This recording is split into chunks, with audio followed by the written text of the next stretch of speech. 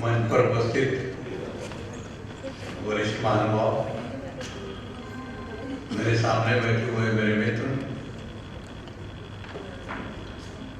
और सबसे अधिक मेरे छोटे मित्र, जिनकी शायद ये शिकायत होगी कि हमसे तो 3 मिनट में भाषण करवा लिया और आप लोग आए आधा घंटे तक बोल रहे हैं।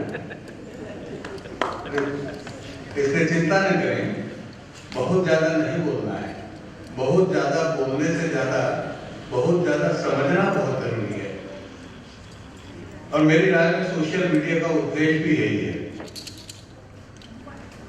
बहुत ज्यादा बोलने की अपेक्षा बहुत ज्यादा समझना ये बहुत जरूरी है। और समझने के लिए संयम और विवेक की आवश्यकता होती है।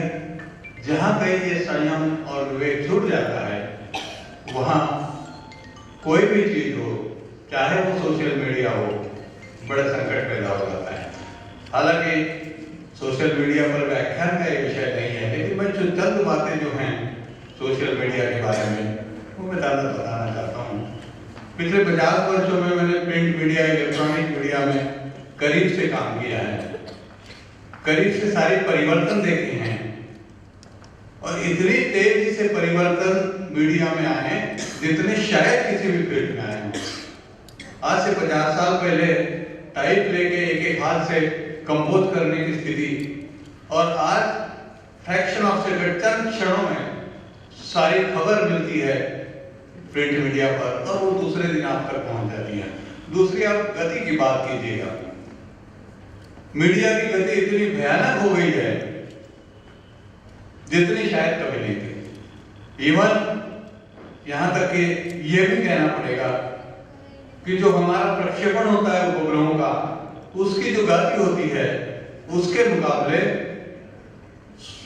खबरों के आने की और खबरों के प्रसारित होने की, चित्रों के आने की, फोटो के आने की, फोटो के जाने की गति उससे भी कई अधिक गुना बढ़ गई है। तो एक बहुत बड़ा परिवर्तन है गति का। और इस गति के साथ हमें कदम तो अवश्य मिलाने होंगे।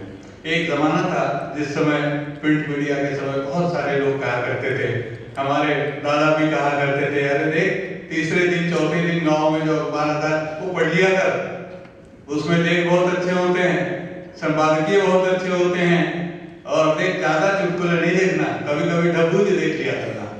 अब इसके पीछे उद्देश्य देखिएगा कि हमारे समाज के सामने एक उद्देश्य था कि भाई आपको जानकारी मिले, अधिकाधिक जानकारी मिले, अच्छी जानकारी मिले। और ये भावना थी कि जो अखबारों में छपने वाला है, उस समय का जनसंचार माध्यम वही था, मीडिया वही था, और कोई मीडिया उस समय नहीं था। इसलिए मैं उसकी चर्चा कर रहा हूँ कि मीडिया में जो कुछ छपता है उस समय वो अच्छी चीज छपती है, जानकारी वाली छपती है, दिशा देने वाली छपती है, गुमराह करने वाली नहीं छपती।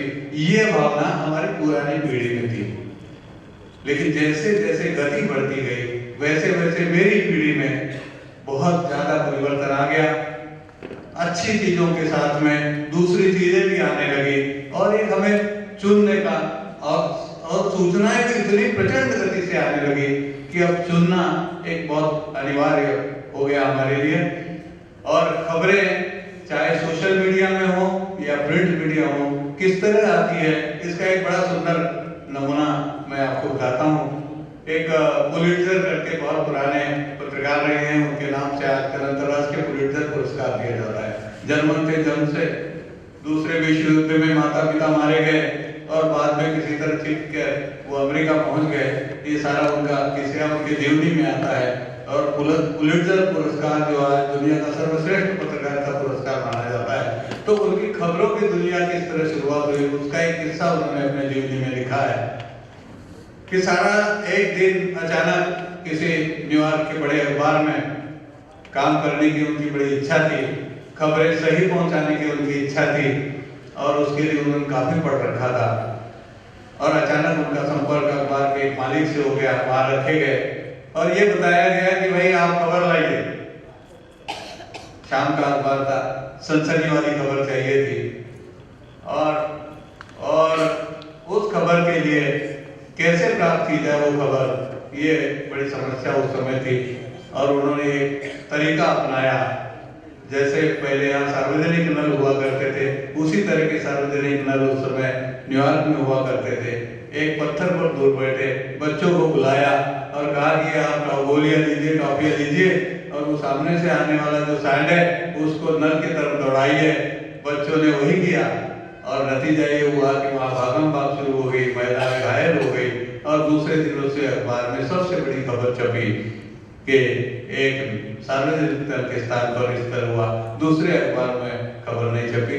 मेरा कहने का तात्पर्य यह है कि खबर जो है वो क्रिएट की गई, सृजित की गई, निर्माण की गई।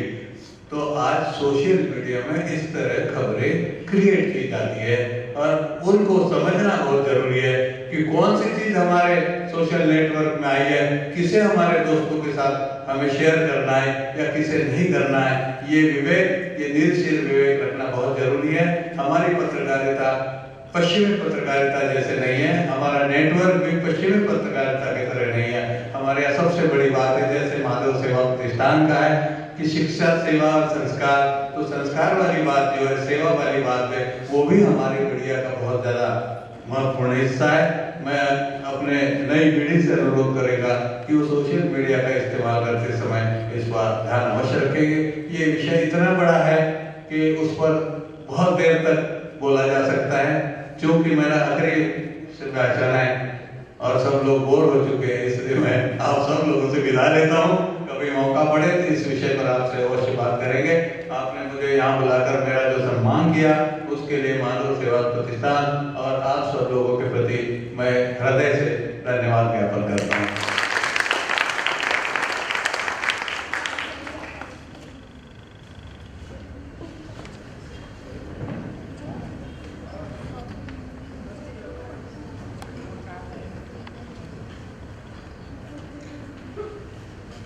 अब हम कार्यक्रम के आखिरी पड़ाव में पहुंच गए हैं। इस वाद स्पर्धा का जो उद्देश्य है वो उद्देश्य हिंदी भाषा का बढ़ावा देना और भाषण कला का निर्माण हो लोगों में, भाषण कला विद्यार्थियों में आए, ये उसका उद्देश्य है। हिंदी भाषा को बढ़ावा देने के कारण अहिंदी भाषी जो विद्यालय हैं उन विद्यालयों से आए हुए छात्रों को, खासकर मराठी और हिंदी, मराठी और गुजराती ऐसी भाषाओं के विद्यार्थियों को सांत्वना पुरस्कार हर वर्ष दिया जाता है। इस वर्ष भी वही हम पालन करेंगे और सबसे पहले गुजराती माध्यम का विद्यालय जो है डीजी हाई स्कूल की कुमारी प्रिंकल को मंच पे आमंत्रित करता हूँ कि राजेंद्र जी तुलसियान कुमारी प्रिंकल को प्रमाण पत्र सांत्वना पुरस्कार प्रदान करें। राजेंद्र जी तुलसियान।